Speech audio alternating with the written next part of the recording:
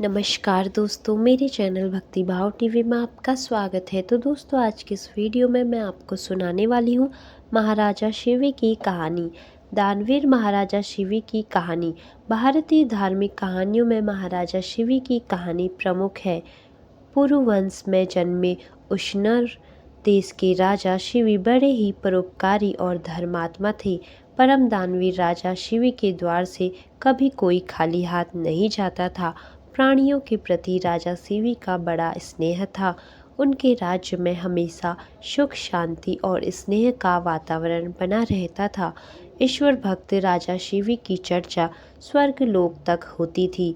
देवताओं के मुख से राजा शिवी की इस प्रसिद्धि के बारे में सुनकर इंद्र और अग्नि को विश्वास नहीं होता था। अतः उन्होंने उशिनरेस की परीक्षा करने की ठानी और एक युक्ति निकाली। महाराजा शिवी की परीक्षा। अग्नि ने कबूतर का रूप धारण किया और इंद्र ने एक बाज का रूप धारण किया। दोनों उड़ते उड़ते राजा शिवी के राज्य में पहुँचे। उस समय राजा शिवी एक धार्मिक यज्ञ का अनुष्ठान कर रहे थे। कबूतर उड़ते उड़ते आर्तनाद करता हुआ राजा शिवी की गोद में आ गिरा और मनुष्य की भाषा में बोला, राजन, मैं आपकी शरण में आया हूँ, मेरी रक्षा कीजिए। थोड़ी ही देर में कबूतर के पीछे पीछे बाज भी वहाँ आ पहुँचा और बोला, राजन, निसंदेह आप धर्मात्मा और परोपकारी राजा हैं। आप कृतघ्न को धन से, झूठ को सत्य से, निर्दयी को क्षमा से और क्रूर को साधुता से जीत लेते हैं। इसीलिए आपका कोई शत्रु नहीं। इसीलिए आप अज्ञात शत्रु नाम से प्रसिद्ध हैं। आप अपकार करने वाले का भी उपकार करते हैं। आप दोष खोजने वालों में भी गुण खोजते हैं। ऐसे महान होकर आप यह क्या कर रहे हैं? मैं क्षुधा से व्याकुल होकर भोजन की तलाश में भटक रहा था। तभी संयोग से मुझे यह पक्षी मिला और आप इसे शरण दे रहे हैं। यह आप अधर्म कर रहे हैं। कृपा करके यह कबूतर मुझे दे दीजिए, यह मेरा भोजन है। इतने में कबूतर बोला, शरणार्थी की प्राण की रक्षा करना आपका धर्म है, अतः आप इस बाज की बात कभी मत मानिए। यह दुष्ट बाज मुझे मार डालेगा। धर्मपरायण महाराजा शिवी का जवाब। दोनों की बात सुनकर राजा शिवी बाज से बोले, हे बाज, यह कबूतर तुम्हारे भय से भयभीत होकर मेरी शरण आया है, अतः यह मेरा शरणार्थी है। मैं अपनी शरण आए शरणार्थी का त्याग कैसे कर सकता हूँ? जो मनुष्य भय, लोभ, ईर्ष्या, लज्जा या द्वेष से शरणागत की रक्षा नहीं करते या उसे त्याग देते हैं, उन्हें ब्रह्म हत्या के समान पाप लगता है। सभी जीवों को अपने प्राण प्रिय होते हैं। समर्थ और बुद्धिमान मनुष्यों को चाहिए कि असमर्थ व मृत्यु भय से भयभीत जीवों की रक्षा करे। अतः हे बाज, मृत्यु के भय से भयभीत यह कबूतर मैं तुझे नहीं दे सकता। इसके बदले तुम जो चाहो खाने के लिए मांग सकते हो। मैं तुझे वह अभिष्ट वस्तु देने को तैयार हूँ। तब बाज बोला, हे राजन, मैं क्षुधा से पीड़ित हूँ। आप तो जानते ही हैं, भोजन से ही जीव उत्पन्न होता है और बढ़ता है। यही मैं क्षुधा से मरता हूँ तो मेरे बच्चे भी मर जाएंगे।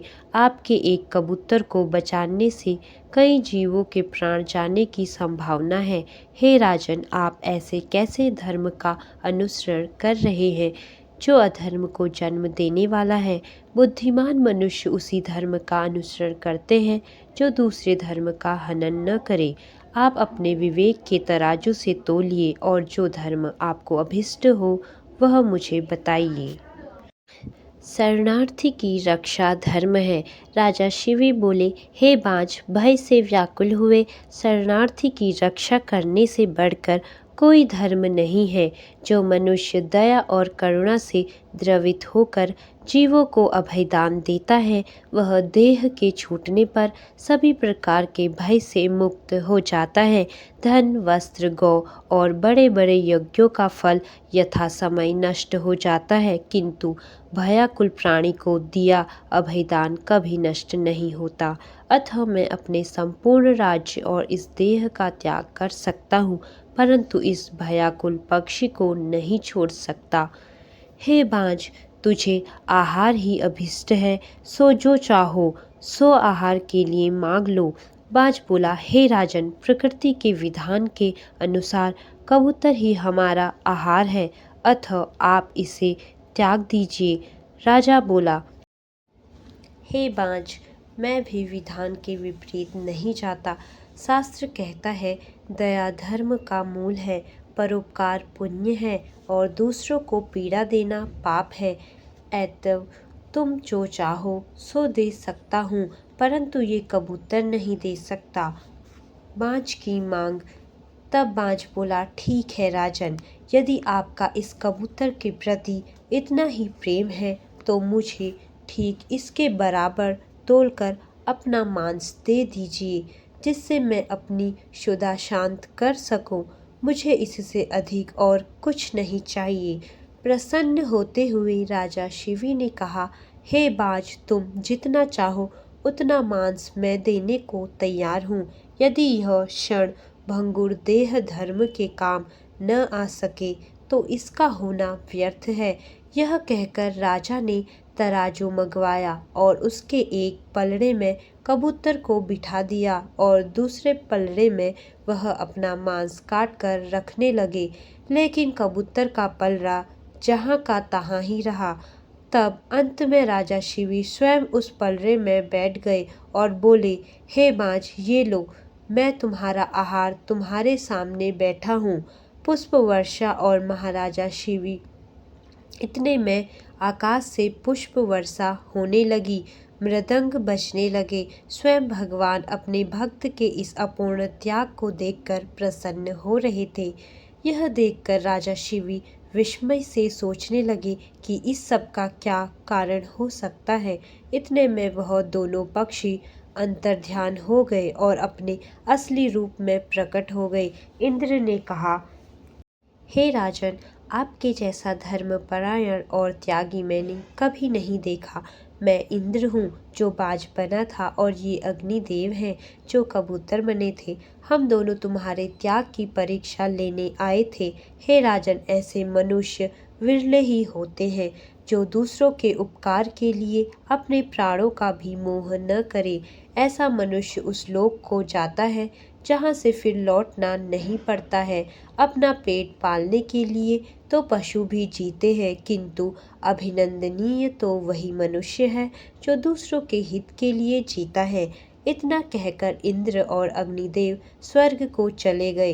राजा शिवी ने अपना यज्ञ पूरा और कई वर्षों तक पृथ्वी का राज्य भोगने के बाद परम पद को प्राप्त हुए। महाराजा शिवी की कहानी। भारतीय पुराणों और महाकाव्यों में समर्पण, त्याग और धर्म के प्रति अद्वितीय निष्ठा का उदाहरण है। यह कहानी उनके निस्वार्थ परोपकार और सत्य धर्म के पालन के गुणों को प्रदर्शित करती है। शिवी राजा प्रसिद्ध इक्ष्वाकु वंश के एक राजा थे जो अपने न्यायप्रिय और परोपकारी स्वभाव के लिए जाने जाते थे।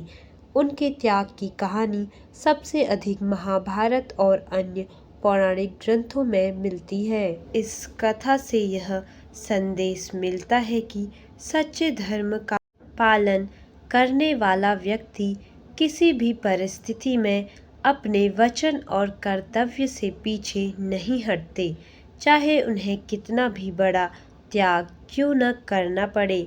महाराजा शिवी की यह कहानी आदर्श राजा और धर्मनिष्ठ व्यक्ति के रूप में भारतीय संस्कृति में सम्मानित है। तो दोस्तों, कैसी लगी आपको यह वीडियो कमेंट बॉक्स में ज़रूर बताएं और ऐसी ही बहुत सारी कहानियों, कथाओं और जानकारियों को सुनने के लिए मेरे चैनल को सब्सक्राइब करें। धन्यवाद।